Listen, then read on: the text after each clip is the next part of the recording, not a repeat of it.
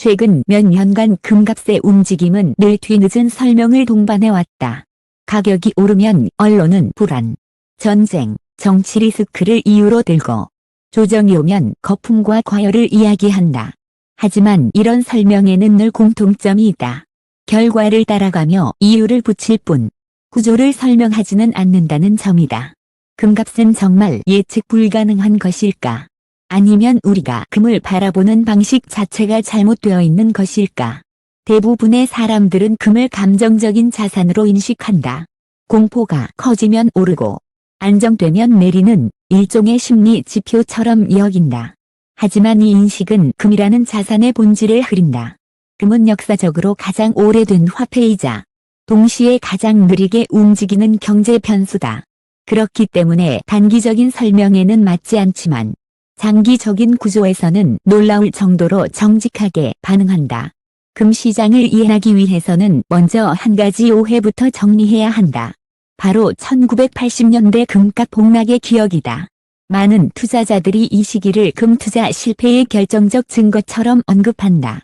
실제로 1980년 초 온스당 약 $850에 육박했던 금값은 이후 20년 가까이 하락하며 1999년에는 $300 아래까지 떨어졌다. 이 데이터만 놓고 보면 금은 장기 투자에 부적합한 자산처럼 보인다. 이 하락의 원인을 단순히 금리가 높았기 때문이라고 설명하는 것은 절반의 진실에 불과하다. 당시 금값 하락의 진짜 원인은 수요 붕괴가 아니라 공급 폭증이었다. 1970년대 미국이 금본위제를 폐기하고 통화를 대규모로 확장하면서 금값은 단기간에 폭등했다. 이 급등은 전 세계 자본을 금광 개발로 몰아넣었다. 그리고 이 시점에서 금채굴의 역사를 바꾼 기술 혁신이 등장한다. 시한화물 정년법에 상용하였다. 술은 고순도의 금광이 아니더라도 금 성분이 미량 포함된 광석에서 대량의 금을 추출할 수 있게 만들었다. 생산 비용은 급격히 낮아졌고 채굴 가능한 금의 범위는 폭발적으로 넓어졌다. 결과는 숫자로 명확히 드러난다. 1980년 전 세계 연간 금 생산량은 약 1200톤 수준이었지만 2000년에는 2600톤을 넘어섰다. 20년 만에 공급이 2배 이상 늘어난 것이다. 수요가 급증하지 않은 상황에서 공급만 구조적으로 증가했다면 가격 하락은 피할 수 없는 결과였다.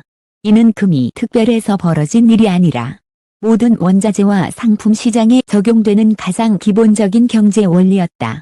이 시기의 경험은 금이 신비로운 자산이 아니라 공급과 수요로 설명 가능한 경제적 대상임을 보여준다. 동시에 중요한 사실 하나를 함께 드러낸다.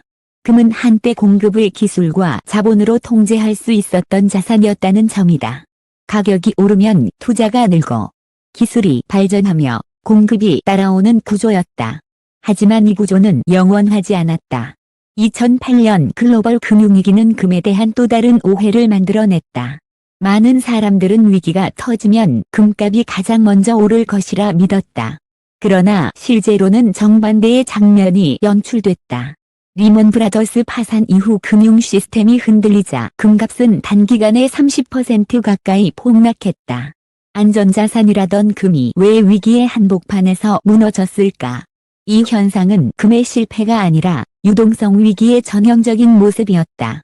위기가 발생하면 투자자들은 손실을 메우기 위해 가장 빨리 현금화할 수 있는 자산부터 판다. 주식과 부동산이 얼어붙은 상황에서 이미 수익이 나 있고 시장에서 바로 팔 수 있는 금은 매도 대상이 될 수밖에 없었다.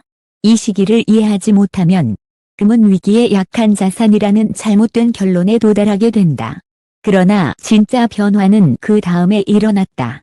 금융 시스템 붕괴를 막기 위해 각국 중앙은행은 전례 없는 통화 팽창 정책을 시행했다.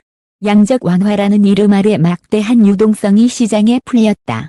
이때부터 금은 전혀 다른 역할을 하기 시작한다. 위기의 자산이 아니라 통화 정책의 결과를 반영하는 자산으로 자리 잡은 것이다.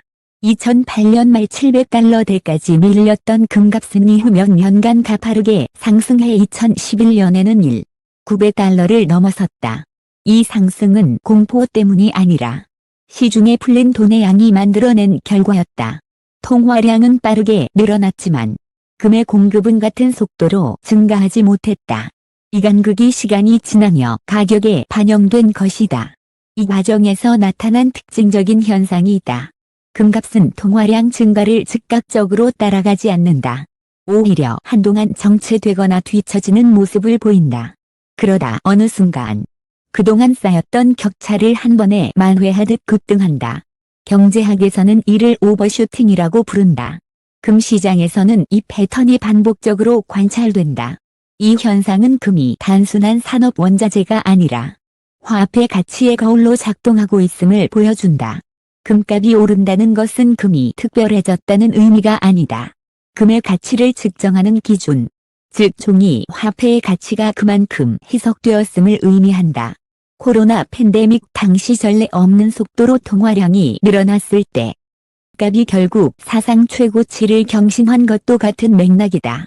금시장을 이렇게 바라보면 질문은 달라진다. 금값이 오를지 내릴지를 맞추는 것이 중요한 게 아니다. 지금 우리가 살고 있는 경제 시스템에서 돈의 양이 어떤 방향으로 움직이고 있는지가 더 중요해진다. 금은 그 결과를 가장 느리지만 가장 솔직하게 보여주는 자산이기 때문이다. 이제 중요한 질문이 남는다. 이 구조를 이해한 사람들은 금을 어떻게 바라보고 있을까? 가격 변동에 휘둘리지 않고 금을 자산의 한 부분으로 다루는 상위 1%의 전략은 어디에서 다른 걸까? 금을 사고 파는 타이밍이 아니라 금이 포트폴리오에서 맡는 역할의 차이가 다음 이야기를 요구하고 있다. 금 시장을 둘러싼 논쟁에서 가장 자주 등장하는 질문은 지금 사야 하나, 말아야 하나, 다. 하지만 이 질문은 상위 1%의 사고방식과는 거리가 멀다. 그들에게 금은 단기 수익을 노리는 대상이 아니다. 오히려 포트폴리오 전체의 안정성을 유지하기 위한 장치에 가깝다. 이 차이가 개인 투자자와 상위 1%를 가르는 결정적 분기점이다. 많은 투자자들은 금을 안전자산이라고 부른다. 그러나 이 표현은 종종 오해를 낳는다. 안전하다는 말이 곧 가격 변동이 없다는 뜻으로 받아들여지기 때문이다. 실제로 금은 단기적으로 주식만큼이나 큰 변동성을 보일 수 있다. 2008년 금융위기 당시의 급락, 최근 고점 이후의 조정이 이를 증명한다. 상위 1%는 이 사실을 모르는 것이 아니라 정확히 알고 있다. 그래서 그들은 금을 가격이 흔들리지 않는 자산이 아니라 구매력을 지키는 자산으로 정의한다. 이 관점에서 보면 금의 역할은 명확해진다. 금은 수익을 극대화하는 엔진이 아니라 통화 가치가 훼손될 때 포트폴리오 전체의 붕괴를 막는 방패다. 상위 1%는 금을 통해 부자가 되려고 하지 않는다. 대신 이미 가진 부가 시스템의 변화로 녹아내리는 것을 막으려 한다. 이 목적의 차이가 전략의 모든 세부를 결정한다. 그들이 금을 다루는 첫 번째 원칙은 항상 부분 보유, 다. 금은 결코 올인 대상이 아니다. 일반적으로 상위 1%의 포트폴리오에서 금이 차지하는 비중은 5%에서 15% 수준에 머문다. 이 범위는 우연이 아니다.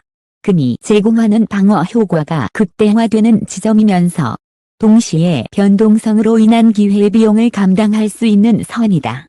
금이 급등할 때 포트폴리오 전체를 끌어올리지는 않지만 위기 국면에서는 낙폭을 현저히 줄여준다.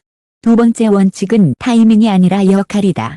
개인 투자자들은 가격이 오를 것 같을 때 금을 사고 하락이 두려워지면 판다. 상위 1%는 반대로 움직인다. 금의 가격이 조용할 때, 관심이 식었을 때 비중을 채운다. 이유는 간단하다. 금의 상승은 언제나 통화 환경의 결과이기 때문이다. 통화량이 늘고 재정 적자가 구조화되는 환경에서는 가격이 당장 오르지 않더라도 금의 역할은 이미 결정되어 있다. 이들은 뉴스를 따라가지 않는다. 대신 정책의 방향을 읽는다. 중앙은행의 금리 기조, 재정 정책의 지속 가능성, 국가 부채의 구조적 증가 여부가 그들의 핵심 체크리스트다. 예를 들어 대규모 감세와 재정 지출이 동시에 추진되는 시기, 통화 긴축이 말로만 유지되는 국면에서는 금의 비중을 서서히 늘린다. 가격이 오를 것이라는 확신 때문이 아니라 통화 가치의 불확실성이 커졌기 때문이다. 세 번째 원칙은 금을 달러의 보험으로 취급한다는 점이다. 글로벌 자산의 기준 통화는 여전히 달러다. 주식, 채권, 부동산, 심지어 현금 예금까지 대부분 달러 혹은 달러에 연동된 통화로 가치가 표시된다. 상위 1%는 이 구조를 전제로 움직인다. 자국 통화 리스크는 달러로 해지하고 달러 자체의 리스크는 금으로 해지하는 이중 방어 구조를 만든다. 이 관점에서 금은 특정 국가의 위기를 대비한 자산이 아니라 통화 시스템 전체의 불안정성을 대비한 자산이다. 최근 금값의 급등과 조정을 바라보는 시각에서도 이 차이는 분명히 드러난다. 개인 투자자들이 정치 이벤트, 선거 결과, 단기 뉴스에 반응할 때 상위 1%는 그것이 통화 정책과 재정 구조에 어떤 신호를 보내는지에 집중한다. 대규모 부채의 지속, 금리 인하 압력, 공급 확대 가능성은 가격이 오르기 전에 이미 전략에 반영된다. 그래서 그들은 조정을 공포로 해석하지 않는다. 오히려 과열 이후의 정상화 과정으로 본다. 여기서 중요한 독점적 포인트가 하나 있다. 오늘날의 금 시장은 과거와 구조적으로 다르다는 점이다. 1980년대와 2010년대 초반의 급등 국면에서는 가격 상승이 곧바로 공급 확대를 자극했다. 하지만 최근 10여 년간의 데이터는 다른 이야기를 들려준다. 대규모 투자가 이루어졌음에도 불구하고 금 생산량은 정체하거나 감소하는 모습을 보이고 있다. 채굴 비용은 급증했고 품질 대규모 금광은 대부분 이미 개발되었다. 이른바 피크 골드에 대한 논의가 더 이상 이론이 아니라 현실로 다가온 것이다. 이 변화는 상위 1%의 전략에 중요한 전제를 제공한다. 과거에는 가격 상승이 공급 증가로 이어지며 장기 상승을 제한했다면 지금은 공급의 비탄력성이 가격의 하방을 지지한다. 이는 금을 단기 매매 대상으로 보기보다 해지 자산으로 유지하게 만드는 이유다. 중앙은행들이 최근 수년간 금을 순매수하는 흐름 역시 같은 맥락에서 이해할 수 있다. 이는 투기적 판단이 아니라 통화 시스템의 리스크 관리에 가깝다. 금을 둘러싼 논쟁은 오를까 내릴까의 문제가 아니다. 어떤 역할을 맡길 것인가의 문제다. 상위 1%는 금을 통해 시장을 이기려 하지 않는다. 대신 시장이 어떻게 변하든 포트폴리오가 무너지지 않도록 설계한다. 금은 그 설계의 가장 보수적이면서도 핵심적인 부품이다. 이 관점에서 보면 최근의 변동성은 큰 흐름 속의 작은 파동에 불과하다. 모든 자산 가격이 통화의 힘으로 부풀어 오르는 시대에 금은 가장 화려한 수익을 안겨주는 자산이 아닐 수 있다.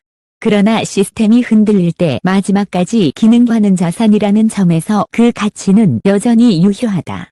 금은 당신을 단숨에 부자로 만들어주지 않을지도 모른다. 하지만 통화의 가치가 흔들릴 때 당신의 자산이 조용히 무너지는 것을 막아줄 가능성은 가장 높다. 상위 1%가 금을 포기하지 않는 이유는 바로 여기에 있다. 그들은 금을 믿는 것이 아니라 시스템의 불완전성을 믿기 때문이다. 그리고 그 불완전성은 시간이 갈수록 더 분명해지고 있다.